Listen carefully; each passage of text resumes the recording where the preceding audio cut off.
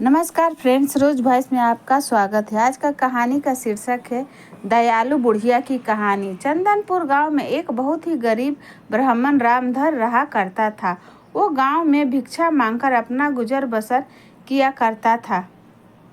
एक दिन वो कुछ बासी रोटियां लेकर अपनी झोपड़ी में आता है। तभी उसकी पत्नी उन बासी रोटियों को देखती ही बोलती है, पत्नी, अरे रे, ये क्या तुम आज भी ये बासी रोटी लेकर आ गए? अरे रे, आज मुझे ये बासी रोटी ही खानी पड़ेगी। आय हाय, पूरा दिन गांव में भिक्षा मांगकर भी ये बासी रोटियां लेकर आए हो तुम। हे भगवान, न जाने वो कौन सा दिन होगा जब तुम भिक्षा में मेरे लिए कुछ अच्छा लेकर आओगे। रामधर, अरे भाग्यवान, अब चुप हो जाओ। गांव वाले भिक्षा में जो भी मुझे देते हैं वो मैं तुम्हारे लिए ले आता हूँ। भाग्यवान, अब तुम ही बताओ मैं क्या करूँ। पत्नी, अरे चुप करो तुम, जब भी देखो बस यही बोलते हो। आखिर कब तक खाऊं मैं ये बासी रोटियां? देखो, अगर तुम कल सुबह भिक्षा में मेरे लिए कुछ अच्छा नहीं लाए तो अच्छा नहीं होगा। हाँ, बता देती हूँ। बेचारा रामधर अपनी पत्नी की ऐसी बातें सुनकर बहुत दुखी हो जाता है। अगली सुबह रामधर फिर से गांव में किसी के द्वार पर भिक्षा मांगने जाता है। रामधर, अरे कोई है, भिक्षा दे दो, भिक्षा दे दो मुझे, गरीब ब्राह्मण को भिक्षा दे। तभी एक बुढ़िया अपनी झोपड़ी से निकलकर उसके सामने आती है। बुढ़िया, अरे कौन हो तुम? देखने से तो भिक्षु नजर आ रहे हो, लेकिन मैं तुम्हें क्या दे सकती हूँ भला? मेरे घर में तो बस कुछ चावल के दाने ही हैं बेटा, उसमें तो तुम्हारा भी पेट नहीं भरेगा। रामधर, अरे नहीं नहीं अम्मा, मैं ज़्यादा की उपेक्षा तो कभी नहीं करता। हाँ, तुम्हारे घर में जो भी थोड़ा चावल है वही मुझे दे दीजिए, मैं उन्हीं से अपना पेट भर लूँगा। बुढ़िया, अच्छा ठीक है बेटा, मैं अभी लेकर आती हूँ। वो चावल के दाने लेने गई, जिसके बाद चावल के दाने लाकर रामधर को देती है। रामधर, बहुत बहुत धन्यवाद अम्मा। अच्छा, अब मैं चलता हूँ, मेरी पत्नी मेरी राह देख रही होगी। रास्ते में रामधर, आज तो मैं अपनी पत्नी को यह चावल ले जाकर दूंगा। बेचारी बासी रोटी खा खा कर उब गई है, आज तो खुश हो जाएगी। रामधर इसके बाद अपनी झोपड़ी में जाता है। पत्नी, अरे आ गए तुम, इतनी देर कर दी। आज तुमने आने में मैं कब से तुम्हारी राह देख रही थी। आज भिक्षा में क्या लाए हो? आज भी बासी रोटी उठा लाए हो? रामधर, अरे भगवान, ये देखो, आज भिक्षा में मैं तुम्हारे लिए चावल के दाने लेकर आया हूँ। आज इन्हें ही पकाकर भोजन बना लो। पत्नी, अरे सिर्फ ये थोड़े से चावल के दाने में, अरे इतने में क्या होगा? तुम्हें तो गांव में भिक्षा भी मांगनी नहीं आती। जो कोई भिक्षा में जो भी देता है उसे ही लेकर आ जाते हो। इस गांव में तुम्हारी तरह और भी भिक्षुक हैं, खूब झोली भर भर कर भिक्षा लाते हैं, और एक तुम हो, लेकिन तुम्हें तो कुछ कहना ही बेकार है। अब मुझे ये चावल के दाने ही बनाने पड़ेंगे। भोजन में मेरी तो किस्मत ही फूट गई तुमसे शादी करके। जिसके बाद वो चावल बना देती है और उन्हें लेकर रामधर के पास आती है। पत्नी, ये लो, कर लो भोजन। रामधर देखता है कि थाली में सिर्फ थोड़े ही चावल के दाने हैं। रामधर, अरे भगवान, ये तो मैं तुम्हारे लिए लाया हूँ, मैं भोजन नहीं करूँगा, इन्हें तुम ही खा लो। मुझे तो भिक्षा में आज भोजन मिल गया था तो मैंने वही खा लिया है, इसे तुम ही खा लो भाग्यवान। पत्नी, अच्छा, तो तुम भिक्षा से प्राप्त भोजन करके आए हो? वाह वाह, खुद भोजन करके आए हो और मेरे लिए थोड़े से चावल लेके दाने लाए हो। ना जाने कब वो दिन आएगा जब आप मेरे लिए कुछ अच्छा सा और बहुत सारा भोजन लेकर आएंगे। हाँ, अब आपको कहाँ आवश्यकता होगी इस भोजन की।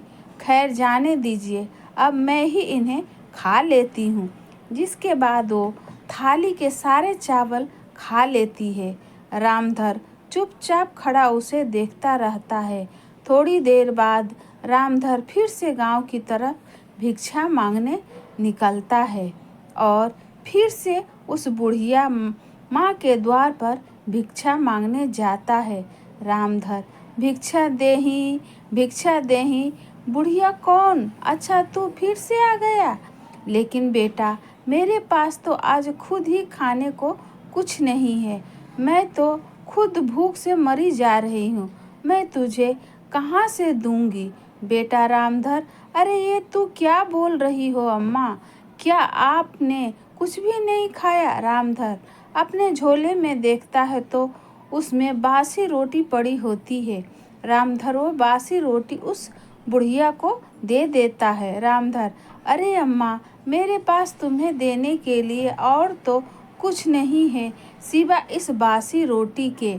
तुम इसे ही खाकर अपना भूख मिटा लो। बुढ़िया, अरे वाह, हाँ, क्यों नहीं बेटा, मुझे तो बहुत जोर की भूख लगी है। हाँ, ला दे, यही बासी रोटी मुझे दे दे। जिसके बाद रामधर अम्मा को बासी रोटी दे देता है। बूढ़ी अम्मा बड़े चाव से बासी रोटियां खा लेती है। बुढ़िया, अरे बेटा, वाह वाह बेटा, तेरी बासी रोटी खाकर तो मेरी आत्मा को शांति मिल गई। वाकई तू एक नेक दिल इंसान है। आज तूने अपनी बासी रोटी से ही सही, लेकिन मेरी भूख मिटा दी। बेटा, मैं तुझे कुछ देना चाहती हूँ, तू रुक, मैं अभी आई। इसके बाद बूढ़ी अम्मा एक छोटा सा संदूक अपने साथ लेकर आती है और उसमें से एक चमकता हुआ मोर पंख रामधर को देती है। बुढ़िया, ये ले बेटा, ये जादुई मोर पंख है, मैं तुझे देना चाहती हूँ। ये कोई साधारण मोर पंख नहीं है बेटा। तू कोई भी एक इच्छा इस मोर पंख से बोलेगा तो वो अवश्य पूरी होगा। बेटा, अब मैं तो बहुत बूढ़ी हो चुकी हूँ, अब भला मेरी तो कोई इच्छा नहीं रही, लेकिन मैं ये तुम्हें देना चाहती हूँ। बेटा, इस जादुई पंख से तुम अपनी एक इच्छा पूरी कर सकते हो। रामधर ये सुनकर बहुत खुश हो जाता है। रामधर, क्या सच में अम्मा, तुम सच बोल रही हो? अगर ऐसा है तो मैं ये जादुई पंख अपनी पत्नी को दूंगा। आज तक मैं अपनी पत्नी को कुछ भी नहीं दे पाया हूँ। इस जादुई पंख को पाकर वो बहुत खुश हो जाएगी। हाँ, अच्छा अम्मा, अब मैं चलता हूँ। बुढ़िया, अच्छा ठीक है बेटा, जैसी तेरी मर्जी। जिसके बाद रामधर वो जादुई पंख लिए जंगल के रास्ते से अपने घर जा ही रहा होता है कि तभी वो देखता है कि जंगल में एक जगह एक आदमी बहुत बुरी हालत में बैठा रो रहा होता है। उसके रोने की आवाज़ सुनकर रामधर उसके पास जाता है। रामधर, अरे भाई, कौन हो तुम और रो क्यों रहे हो? आखिर क्या बात है? कोई परेशानी है? बताओ मुझे, तुम रो क्यों रहे हो? सेवक राम, मैं घोर परेशानी में हूँ, मैं मरने वाला हूँ। मुझे नहीं लगता कि अब मैं जिंदा बच सकूँगा। भाई, उसकी ये बात सुनकर रामधर हैरान हो जाता। रामधर, ये तुम क्या कर रहे हो? कौन हो तुम और आखिर तुम क्या मरने वाले हो? बताओ मुझे, क्या हुआ तुम्हारे साथ? सेवक राम, मैं पड़ोसी राज्य का मंत्री सेवक राम हूँ। कल सुबह मेरे जीवन की आखिरी सुबह होगी। मुझे मृत्यु दंड की सज़ा सुनाई गई है। मेरा जीवन समाप्त होने को है। अगर मैंने जल्दी से जल्दी राजा की इच्छा पूरी नहीं की तो वो मुझे मृत्युदंड दे देंगे। रामधर, मृत्युदंड? लेकिन क्यों? क्या इच्छा है राजा की? बताए मुझे। सेवक राम, राजा की पत्नी और हमारी महारानी को एक बीमारी हो गई है। महारानी राजा की प्रिय रानी है और पूरे राज्य में सबसे सुंदर स्त्री भी है, लेकिन कुछ दिनों से उन्हें एक ऐसी बीमारी ने घेर लिया है जिसकी वजह से उनके पूरे शरीर पर बहुत ही भद्दे और खराब दिखने वाले निशान हो गए हैं, जिसकी वजह से अब वो बहुत क्रूर नजर आती है। दरबार में कई वैद्यों को बुलाया गया, लेकिन किसी के पास रानी की इस बीमारी का इलाज नहीं मिला, जिसकी वजह से राजा ने मुझे आदेश दिया है कि अगर जल्दी से जल्दी मैंने उस वैद्य को नहीं ढूंढा जिसके पास रानी की इस बीमारी की इलाज हो, तो वो मुझे मृत्युदंड दे देंगे। रामधर, अरे रे, आप चुप हो जाइए। आपकी समस्या का इलाज है मेरे पास। तुम मुझे अपने राजा के महल ले चलो। सेवक राम, क्या तुम सच बोल रहे हो? तो चलो मेरे साथ, मैं तुम्हें राजा के महल लेकर चलता हूँ, लेकिन तुम्हें वैद्य के भेष में ही राजा के पास चलना होगा। अगर राजा को पता चला कि तुम कोई वैद्य नहीं बल्कि एक साधारण भिक्षुक हो, तो राजा को बिल्कुल भी उचित नहीं लगेगा।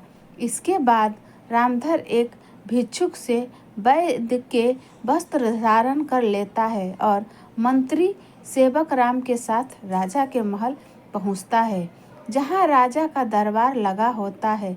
सेवक राम, महाराज की जय हो। महाराज, मैं महारानी के उपचार के लिए वैद्य जी को ले आया हूँ। महाराज, ये देखिए। महाराज, ये बहुत ही प्रसिद्ध वैद्य जी हैं, जिन्हें मैं दूसरे राज्य में से अपने साथ लेकर आया हूँ। महाराज, राजा ये सुनकर खुश हो जाता है। राजा, अरे वाह मंत्री, हम तुमसे यही सुनना चाहते थे।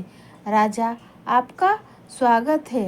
वैद्य जी, अब जल्दी चलिए और हमारी प्रिय रानी की बीमारी को ठीक कर दीजिए। रामधर, जो आज्ञा महाराज।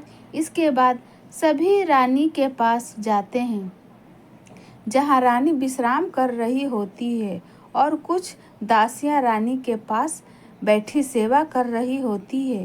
राजा, उठिए हमारी प्रिय रानी, देखिए आपकी बीमारी ठीक करने के लिए दूसरे राज्य से प्रसिद्ध वैद्य जी आए हैं। तभी रानी अपनी आंखें खोलती है। रानी के पूरे चेहरे और हाथ पर बहुत ही अजीब और खराब दिखने वाले भद्दे निशान होते हैं, जिसकी वजह से रानी बहुत डरावनी दिख रही होती है। रानी, नहीं नहीं महाराज, मैं किसी को अपना चेहरा नहीं दिखाऊंगी।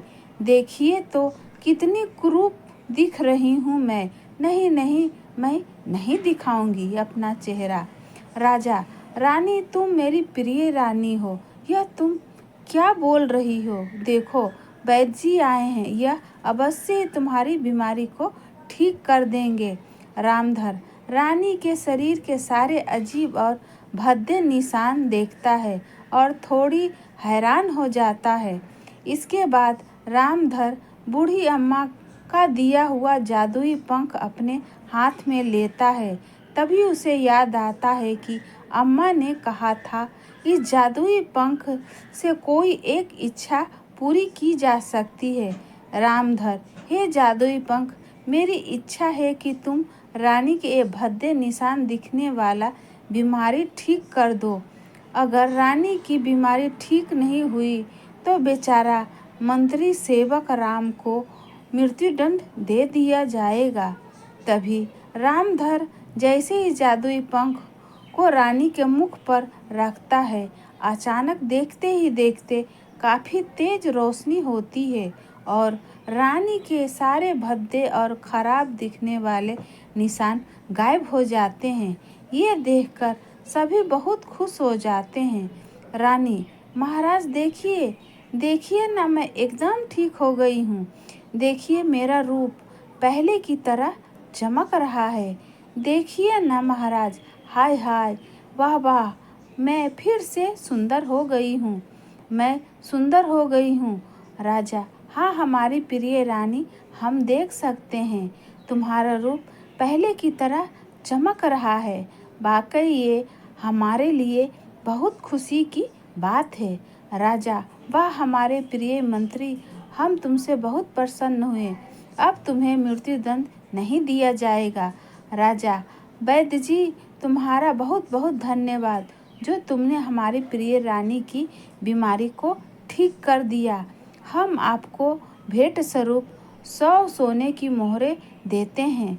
इतना सुनते ही रामधर खुश हो जाता है। रामधर, आपका धन्यवाद महाराज, लेकिन आप एक सच नहीं जानते। मैं कोई वैद्य नहीं हूँ, बल्कि एक साधारण भिक्षुक हूँ जो आपके ही राज्य से दूर एक छोटे से गांव में भिक्षा मांगा करता हूँ। आपके मंत्री ने मुझे रानी की दशा के बारे में बताया तो मैं मंत्री को मृत्युदंड से बचाने यहाँ आपके महल में आ गया। राजा उसकी बात सुनकर थोड़ा हैरान हो जाता है। मंत्री जी, महाराज, मैंने आपसे ये झूठ बोला। ये कोई वैद्य नहीं बल्कि एक साधारण भिक्षु है। मुझे माफ़ कर दीजिए महाराज। राजा, हमने तुम्हें माफ़ कर दिया है। तुम्हारे इस झूठ से हमें आज ये सीख मिली है कि एक साधारण सा भिक्षुक भी अपने ज्ञान से बहुत बड़ा हो सकता है। व्यक्ति का कर्म ही उसे बड़ा बनाता है। सभी दरबार में राजा की ये बात सुनकर खुश हो जाते हैं। तभी रामधर को सोने की 100 मोहरें दी जाती है, जिसको लेकर वो अपने घर जाता है। पत्नी, अरे कहाँ चले गए थे आप? मैंने आपको कहाँ कहाँ नहीं ढूंढा, बताए मुझे। तभी रामधर उसे सारी बात बताता है। पत्नी, अरे क्या आप सच बोल रहे हैं? मुझे माफ़ कर दीजिए जी, मैंने आपको कितना कुछ भला बुरा कहा और आपने पलटकर मुझे कभी एक शब्द नहीं कहा। आप सच में बहुत नेक दिल और ज्ञानी इंसान हैं। मुझे माफ़ कर दीजिए। रामधर, मैंने तुम्हें माफ़ कर दिया। हे भगवान, मेरे मन में तुम्हारे लिए कोई बुरी भावना नहीं है। जो हुआ सो हुआ। तुम्हें अपनी गलती का एहसास हो गया। मेरे लिए इतना ही काफ़ी है भाग्यवान। इसके बाद रामधर और उसकी पत्नी हंसी खुशी रहने लगे। फ्रेंड्स, ऐसी कहानी सुनने के लिए इस चैनल से बने रहे। इस वीडियो को लाइक करें, शेयर करें।